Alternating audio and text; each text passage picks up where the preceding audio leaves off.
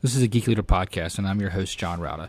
This show is all about helping us grow as leaders, become better technologists, and improve our lives both at work and at home.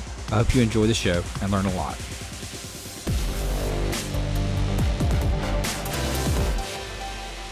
Welcome to a Geek Leader podcast. I'm your host, John Rauda. And if you could, please do me a favor and take a moment and leave a rating and review in whatever podcast player you're listening to this on, whether it's Apple Podcasts, Spotify, iHeartRadio, doesn't matter. I would greatly appreciate it.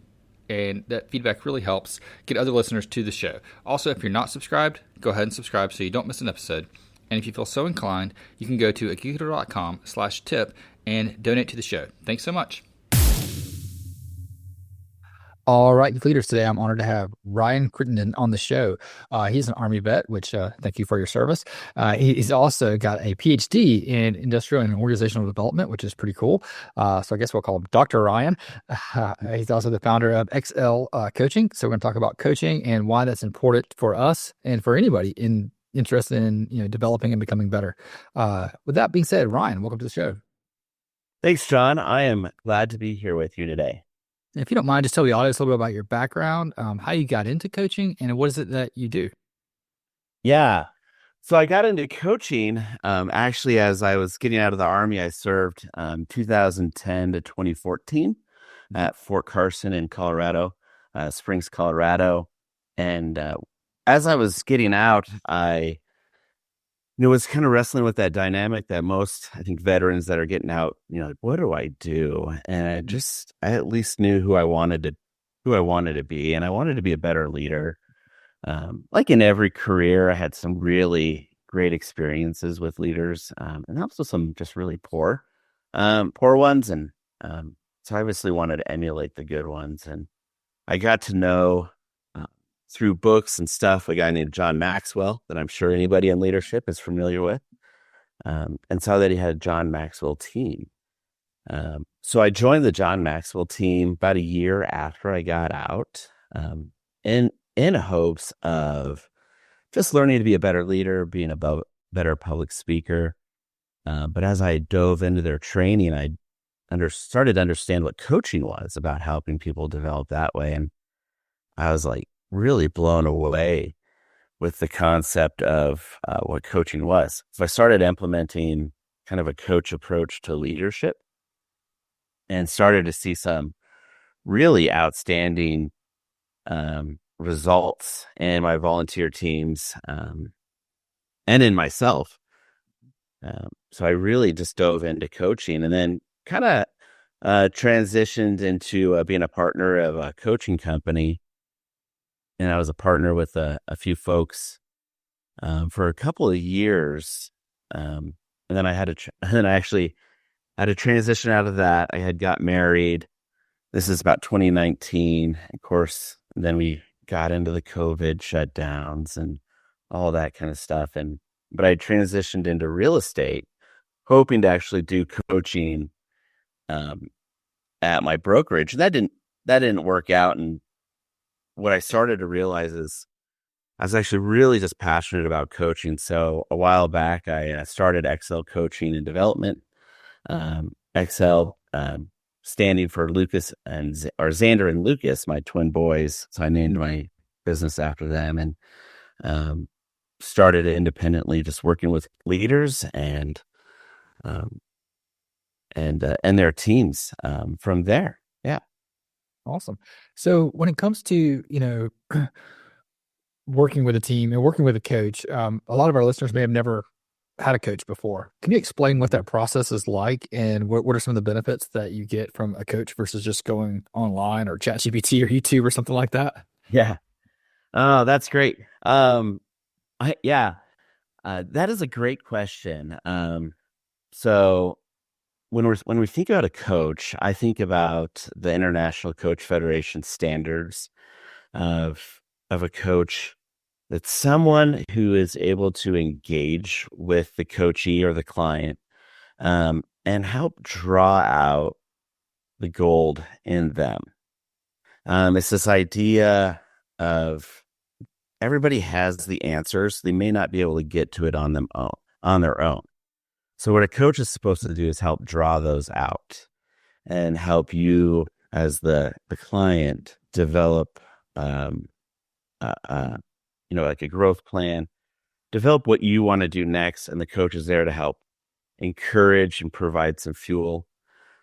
Yeah, in this world of like AI and chat GBT, what you're not gonna get um, from that as you would with a person is the coach is listening to more than just your words. They're listening to they're watching your face, they're talking, or watching your body language, and really start to ask questions about the whole person instead of just the problem. Um, and so that's the great thing about being a coach. Then working with leaders, you see what you're passionate about, see how you light up, and kind of draw that out. So you're focusing on the person, not the problem. And you're helping the person develop the plan to fix the problem or accomplish their goals. Yeah, I like the way you put it, that the person typically has the answer somewhere within, and your job is to help them find that answer. Yeah. To kind of walk them, show them, ask them the questions that they need to ask or be asked to in order to find the answer that's within. Mm-hmm. Yeah, and it all happens through that coaching relationship, that one-on-one conversation, whether it's on the phone, but you get the inflection of your voice. Here's actually one thing I had learned early on. I was talking to a guy. I was actually interviewing for a job, and he asked me these series of questions, and my voice, I was saying yes, but in my head, I was actually turning my head no. Oh, from side to side, and he stopped. He goes, "Are you sure you want to do this?" And that's a weird question. And he told me, he goes, "Your voice is saying yes, but your body's saying no." And so now years later, I reflect on that, being like, being able to watch, even if just through Zoom, watching the head shakes. Like, do you really care about this, or is this something that you feel like you should because you're in a leadership position? So yeah, you would not get that from AI or anything like that. yeah, absolutely. I think that reading body language is a big part of just communication in general, and being able to, have a session with someone where they can see like how that you're getting frustrated with something, or that you're smiling, or whatever the emotion is that's coming out of there that doesn't quite get across. And also it's that conversation, that back and forth, not the one way. Mm-hmm. Like, some people say, oh, well, I can just learn from what I see on YouTube or what I heard on a podcast. Well, that's a one way kind of conversation, right? You're just consuming. It doesn't give you that interaction and that back and forth. Right. Mm-hmm. So tell me a little bit about the process that you have when it comes to strength coaching and figuring out what someone's strengths are. Yeah, great question. I like to utilize the Gallup CliftonStrengths Assessment. I think it's one of the most unique assessments on the market, and so incredibly specific to the individual. So first, have the client take that assessment, and then we go through my uniquely designed coaching program. And program's kind of not really the best way to describe it, but it's just a unique process. And I call that Strengths Foundations. Where we're going to walk through the assessment, we're going to identify 3 different areas of the assessment, and the kind of, if you're thinking about it, it's broken into 34 talents that the assessment identifies. Gives you this order. The top part of the assessment is what we call signature talents. That's who you really are, like 24/7. Middle part of the assessment, I call them supporting talents. Those are things that you can do. And then the bottom part of the assessment, I call non-pattern talents, meaning they're just not part of your pattern. That's not how you're wired or designed. But through Strengths Foundations, we're going to identify those. So we really know what to focus on and what to have a plan to overcome, like a non-pattern. Like, what's your plan when you're in a situation that might require that? Yeah, so we do that. That's usually about 3 to 5 sessions. Through there, we identify some growth points. And then we go on into a coaching relationship, and we'll also utilize the 6 types of working genius after strengths foundations. And I really like this for a team too, where the working genius is going to help identify your genius in regards to where you really shine and you get the most energy from your job, and where you fit best on a team. And it's going to identify your frustrations, things that are, just burn you out, and um, help bring some clarity to that. Yeah. So help me understand, what is a like a working genius? Like what is that? How would you define that to someone who's never heard of that?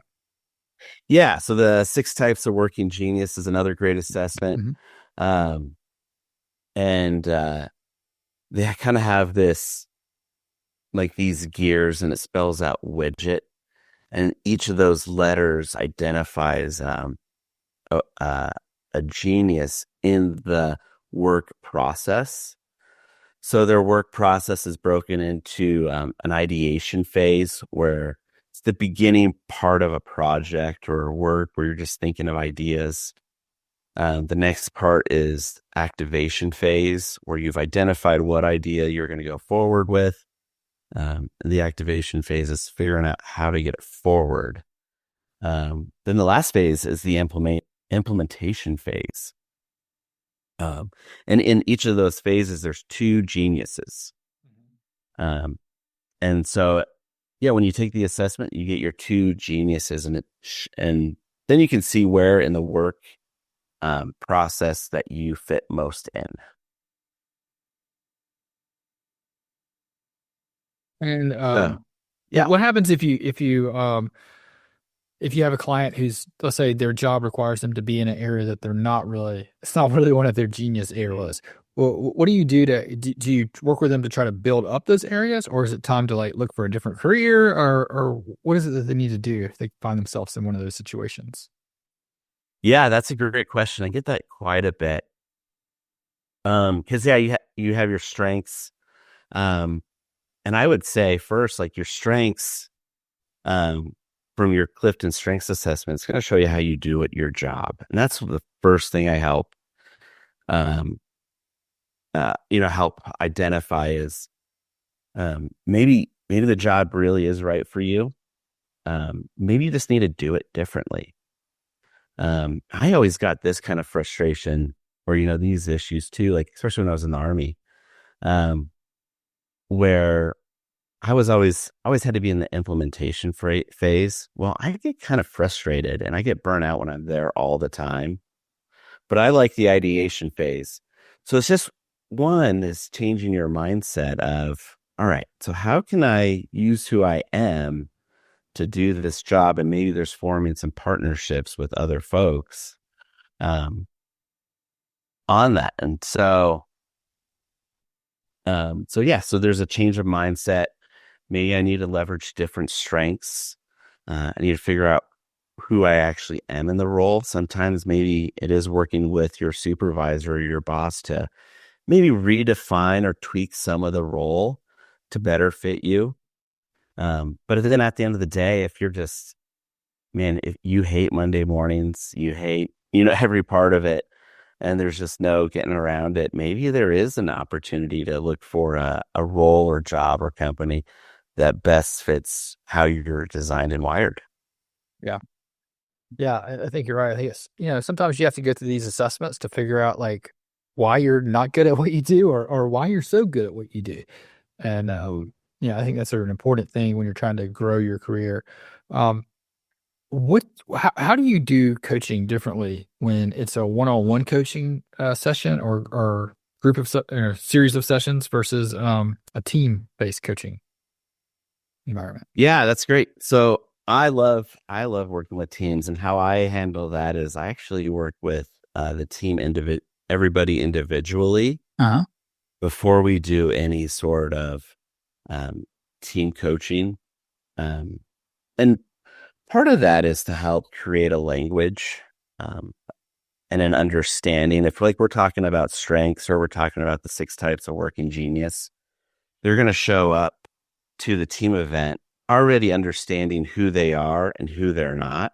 So when they see their coworker, their teammate, or their boss, they're like, oh, well, that makes sense to why you always, do X, Y, Z. I totally get it. And so that's really neat when you're able to see that. Yeah, I think it's important. We did a group session with my team several years ago where we went through assessments. We kind of figured out which others, when they're on and when they're not on, when they're, who's a morning person, who's not a morning person, how do different people like to communicate? Because we had some people that they love messaging and they hate the face-to-face stuff. They get anxiety when you're talking, face-to-face, and other people, they cannot do the emails and the Teams messages. They have to have that, personal interaction. So it's good to see different people's style of communication and the helpfulness that comes, when you go through something like that. Yeah, it really is helpful. And I would even add in there's an opportunity to show people a lot of grace too. Yes. When you can understand how they're not wired. I got flown into Florida a few years back to do a team coaching event with another coach at my previous coaching company, and we were talking about the night before. He had done a lot of team events, and I had done quite a bit. And he goes, Ryan, so what do I do if I get into this situation? And I can't remember the situation. And I was like, oh, yeah, hey, that's pretty common. Well, you could go, this way or this way or this way. But it kind of really just depends. And he said, Ryan, I'm not wired like that. I can't do that. I go, well, you just got to be kind of strategic. Thinking about CliftonStrengths. And he said, Ryan, strategic is number 34. That is a non-pattern for me. And I was like, oh, yeah. Well, strategic is in my top 5. And so I had initially, I was doing what we coach people not to do, assuming what his strengths were. And so it actually provided a lot of opportunity for me to just sit down and ask some more questions with him. And came up with a great game plan. And we actually didn't even need the game plan, but it was like, oh yeah, not everybody has strategic. And there's things about that talent that are really natural for folks. And so, yeah, it was a neat opportunity for us for both of us to show each other some grace. Yeah, I think that's great. I think it's also, it's just important because you don't really know your team as well as you think you do until you go through something like this together, because you find that everybody's got their own unique set of skills and they interpret things differently based off their backgrounds and things like that. So I think it's an interesting, kind of learning experience. Yeah. How has your military career, being in the Army, helped you develop some of your leadership abilities and things that you coach when it comes to leadership? Yeah, that's a great question. Yeah, I think about the positive examples. Like, here's a story of, I was just a few months out of basic training and I end up in Afghanistan. Of course, we knew that was going to happen. And what was common after like our daily mission, we get back, and then everybody goes to the gym. Well, I wasn't, inclined to even understand what the gym was, or like, like I knew what it was, but it was never part of my daily schedule. So I go to my team leader. I'm like, hey, I want to start working out. I don't know what to do. Can I work out with you? And he said, no, I work out alone. And I'm like, okay. So I was like, I don't know what to do. So I leave. It was at nighttime. I don't know what I was going to do. Maybe go to bed or something. And a new guy to our platoon who outranked him, he ended up being our platoon sergeant later on. He's like, hey, where are you going? I was like, well, I don't know what I'm doing at the gym. I don't know anything like that. So I'm just going to leave. And he goes, well, hey, I like working out. You work out with me. And I was like, sounds great. So we went back in the gym and I worked out with him every day for the deployment. Wow. And that was 14 years ago. Mm-hmm. And I still think of that. And he still is one of the best leaders I've ever met. And I think what that really taught me was, leaders look for opportunities to invest in people. Yes. And so one of the things I like to help leaders, what I encourage them to do is to, look for the golden folks. Like when you're, be a gold miner. That's what I think I've heard Dale Carnegie had a quote about that is, like when you go in to dig for gold, you're not looking for dirt. And so sometimes you gotta dig in deep. But there's also this aspect of, actually listen to people. We can all think at times when, a leader or someone, they could have just been a friend, actually listen to us. And just how great we feel and how engaged they were. On the flip side, the person that's sharing, being listened to, actually engages also. So I try to encourage leaders to look for opportunities, actually listen to folks, and then provide feedback. But then also you could even call something like, feed forward. Don't just focus on maybe what they did wrong, but focus on their growth and what the future could look like for them. Yeah, I like that. I love the idea, the word feed forward. And that's kind of one of the things that I used to do I had a smaller team that I managed a couple of companies ago. And when I hated the word retreat, and, because I felt like we were always going backwards. So I called them, staff advances instead of staff retreats. Because I wanted us to be like moving forward and not just focusing only on going back. So, and I got into this phase where I was interviewing a lot of military leaders and Navy SEALs and things like that on the podcast for a while. So I was really focusing on, advance, not retreat. That's right. I have one question when it comes to listening, because that's one of the things that a lot of new leaders, as they get promoted up in the ranks and moving up in their career, they feel this need to talk more than they listen. How is it that you help coach people to learn how to listen? Yeah, that's a great question. I've done this a few times. I don't know how well it's landed for at least maybe half of the few folks. But thinking about the musical Hamilton, when I'll see who's the character, Aaron Burr, when he talks about talk less and smile more. Yeah.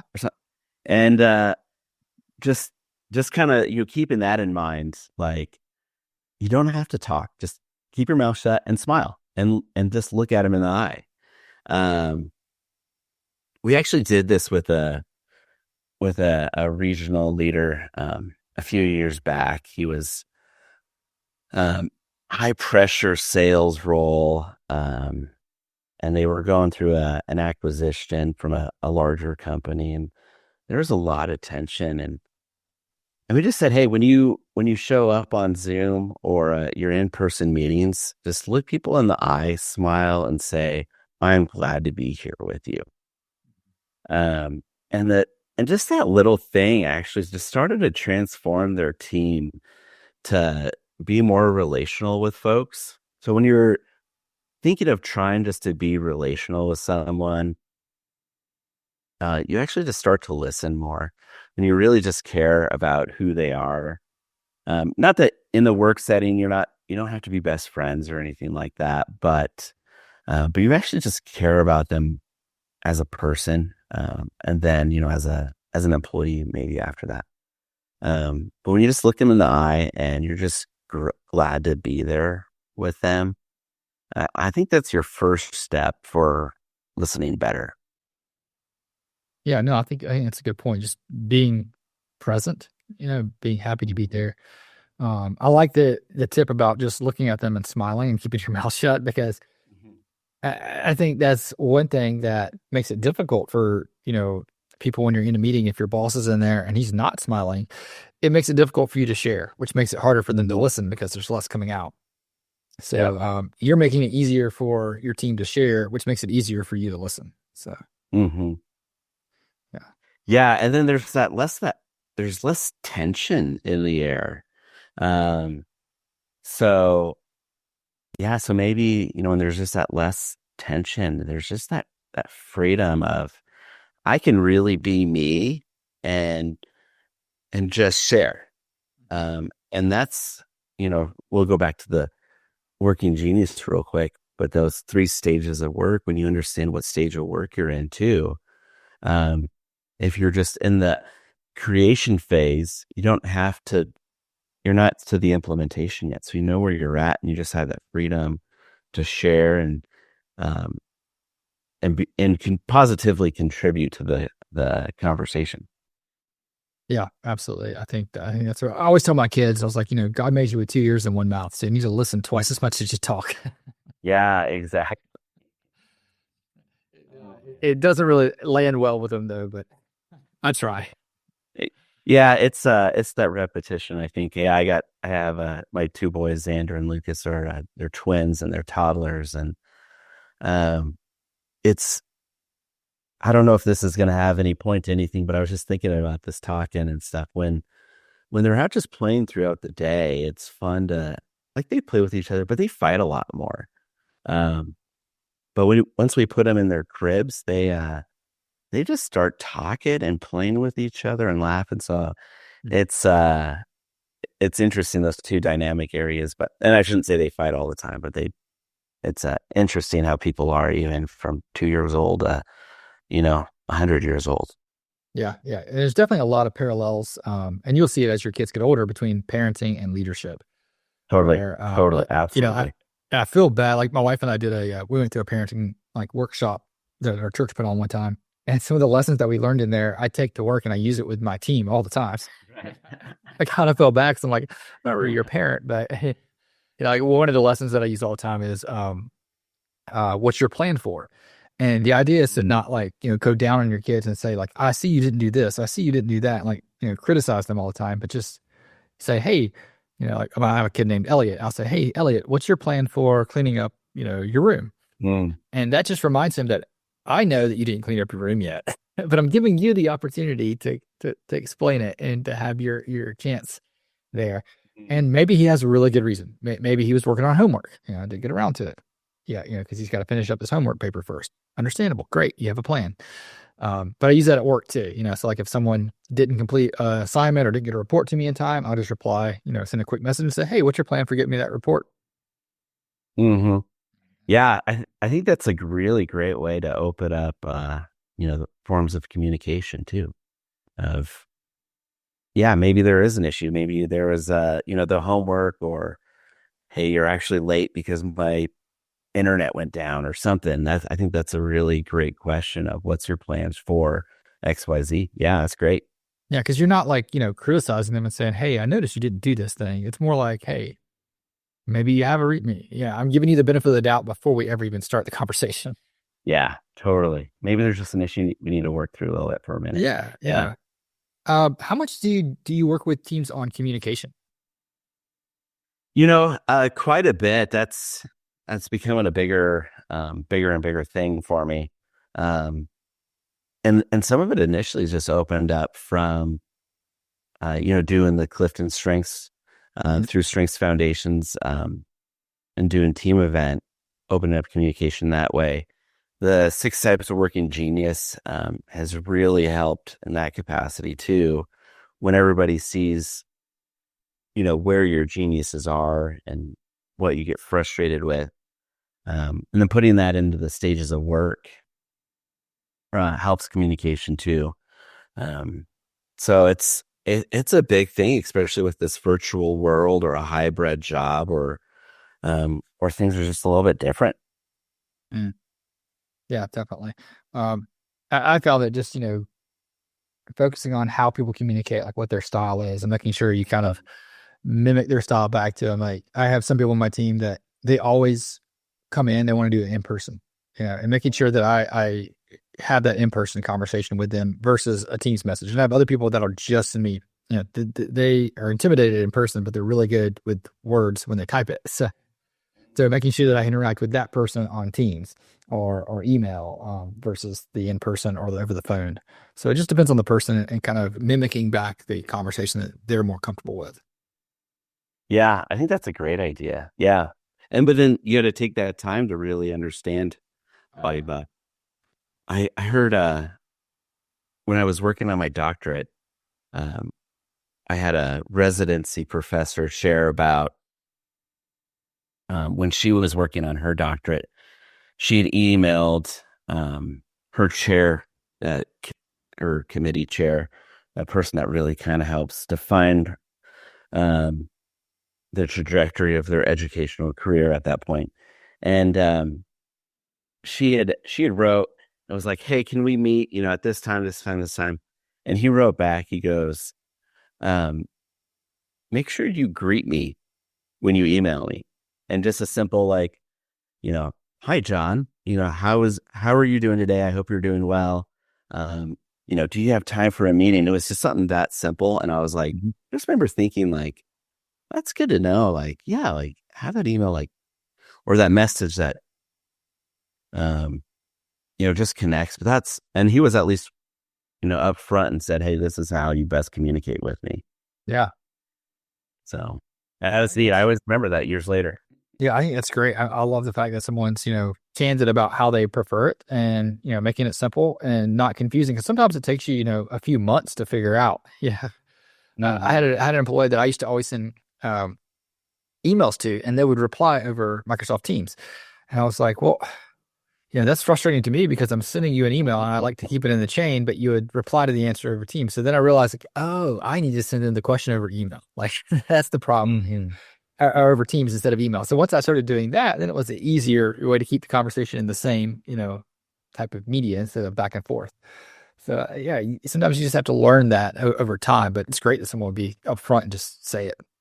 Yep, exactly. Kind of like how I shared that example with my teammate when we were doing the team coaching. When if someone's just not getting it, just show each other some grace and say, hey, like this is the best way to communicate with me, and I think that's always helpful. Yeah, absolutely. Ryan, this has been a great conversation. If you don't mind, just tell the audience about how they can connect with you online, learn more about what you're doing and what you're doing over at XL Coaching.